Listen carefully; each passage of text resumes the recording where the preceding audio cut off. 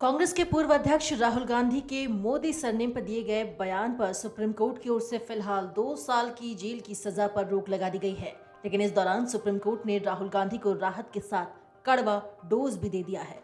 कई नसीहतें भी दी हैं और इन नसीहतों में कोर्ट ने क्या क्या कहा है वो जानिए। सुप्रीम कोर्ट ने राहुल की याचिका की सुनवाई के दौरान कहा है कि गुजरात की निचली अदालत ने अपने आदेश में ये नहीं बताया कि आखिर मानहानि के इस केस में अधिकतम सजा क्यों दी गई है। हाईकोर्ट भी निचली अदालत के फैसले को जायज ठहराते हुए इस मुद्दे पर चुप रहा। एक तरफ राहुल गांधी को राहत मिली तो दूसरी तरफ गुजरात की निचली अदालत और वहां के हाई कोर्ट को सुप्रीम कोर्ट की ओर से डांट भी पड़ी। कांग्रेस पार्टी में इससे खुशी की लहर भी दौड़ गई। सुप्रीम कोर्ट से दी गई नसीहत में सुप्रीम कोर्ट ने कहा है कि राहुल गांधी ने जो कहा है वो गलत है। राहुल को ये भी याद दिलाई कि एक पब्लिक फिगर है वो, और ऐसे में इस तरह की बातें करना सही नहीं है। इन नसीहतों में कौन कौन से पॉइंट हैं आइए आपको बताते हैं। पहली नसीहत राहुल गांधी को टिप्पणी करते समय संयम बरतने की है। सुप्रीम कोर्ट ने कहा है कि इसमें कोई संदेह नहीं है कि राहुल गांधी का कथित बयान अच्छा नहीं है। सार्वजनिक जीवन में एक व्यक्ति से सार्वजनिक भाषण देते समय कुछ हद तक संयम बरतने की अपेक्षा की जाती है। याचिकाकर्ताओं को सार्वजनिक भाषण देते समय अधिक सावधानी बरतनी चाहिए थी।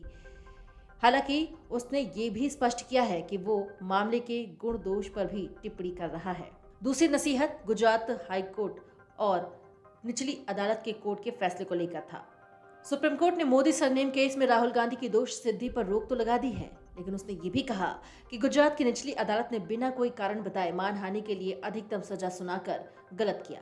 फिर उसके बाद गुजरात हाई कोर्ट ने भी इस तथ्य को नजरअंदाज कर दिया और उसने निचली अदालत के फैसले के खिलाफ राहुल गांधी की याचिका खारिज कर दी थी।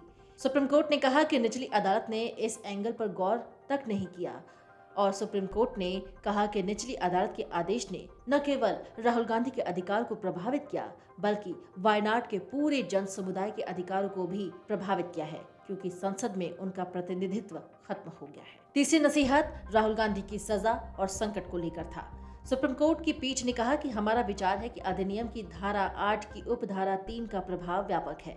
वो न केवल याचिकाकर्ता के सार्वजनिक जीवन में बने रहने के अधिकार को प्रभावित करता है बल्कि मतदाताओं के अधिकारों को भी प्रभावित करता है, जिन्होंने उसे अपने निर्वाचन क्षेत्र का प्रतिनिधित्व करने के लिए चुना है। उपरोक्त पहलुओं को ध्यान में रखते हुए विशेष रूप से ये कि निचली अदालत के जज ने मामले में अधिकतम सजा देने का कोई कारण नहीं बताया और वर्तमान में अपील की सुनवाई लंबित रहने तक दोष सिद्धि के आदेश पर रोक लगाने की जरूरत है।